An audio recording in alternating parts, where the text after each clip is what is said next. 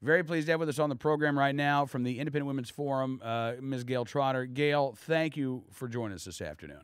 Thank you so much for having me. You bet. You've written a piece about gun control regulations, disarm women. I've got to ask you, why did you decide that you wanted to weigh in on this topic, given that apparently, if you express a view that is contrary to the entertainment industrial complex, you are going to be called an awful American, Gail.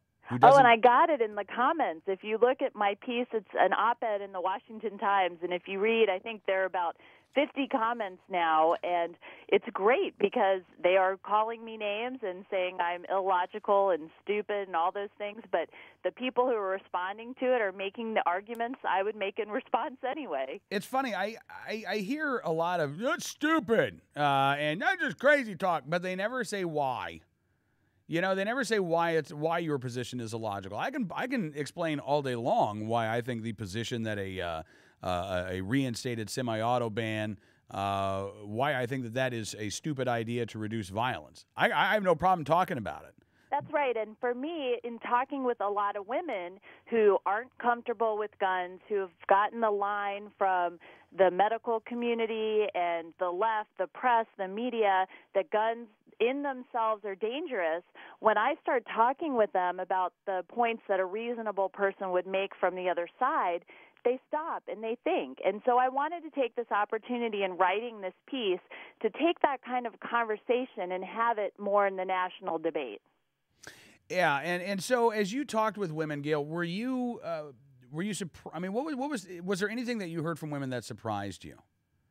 No, I wasn't really surprised because I understand when you have women up there in the situation where they're trying to take all the harm that can come to their children away, and Obama gets up there in his press conference and he's surrounded by children, it starts hitting all those emotional buttons as a mom because you kind of flash into, well, how can I protect my kids? And the point with the article is to try and explain to women that you're actually safer if there are guns and if there are people who are allowed to have the guns. You don't have to have the guns, but you will benefit if we preserve the right that people have under the Constitution to defend themselves.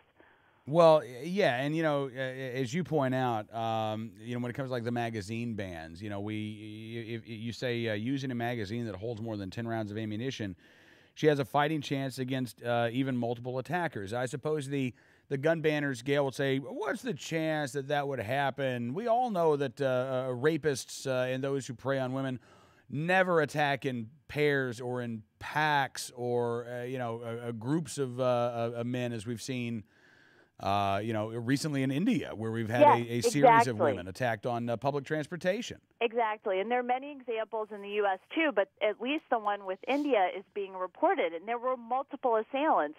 And the woman who ended up being raped and killed was with a man. So he was overwhelmed, too, and they didn't use a gun.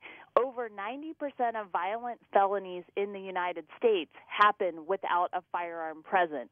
So in that situation, a woman is always going to be at a disadvantage. And an armed woman reverses the balance of power and gives her a fighting chance. And you talk about these situations, some of the commenters on my piece said, well, a woman should just use pepper spray because no one will get killed, and that's an adequate way to defend yourself. And that's just not true. Talking with Gail Trotter. Gail, you say armed women benefit even those who choose not to carry. In jurisdictions with concealed carry laws, women are less likely to be raped, maimed, or murdered than they are in states with stricter gun ownership laws? Yes, because it changes the calculus that a would-be assailant would have because he doesn't know who might be armed and who might not be armed. So having those situations, unlike what the newspaper did up north, where they've published lists of gun permit holders, the situation in general is that you don't know if somebody has a gun on them or not. And so all women benefit because the risk of attacking someone goes up for the would-be assailant. You also say, talking about the idea of armed security, you say it works. Just simply, it works. That's why we have people standing guard on the White House roof. It's why Senator Dianne Feinstein admits to having a gun permit. And she said, I understand why people would want to have that. Of course, she says that she changed her mind, and so now that she's changed her mind on her carrying a concealed firearm for her protection, she doesn't want anybody to be able to. Well, it's funny. We have the inauguration coming up. I'm in D.C., so that's the big talk of the town. Everybody's getting prepared for it. In Obama's first inaugural address, he said, the question is not whether government is too big or too small. It's whether or not it works. And I would like him to apply that same standard to his gun control proposals. And if you look at the politicians and the celebrities who are demanding a plan that we reduce gun violence, when their safety is threatened, what do? They rely on armed security because they know it works. There you go. Hey, Gail, appreciate you coming on the program, and have a wonderful weekend. Thank you so much for your time. You too. Thanks so much for having me.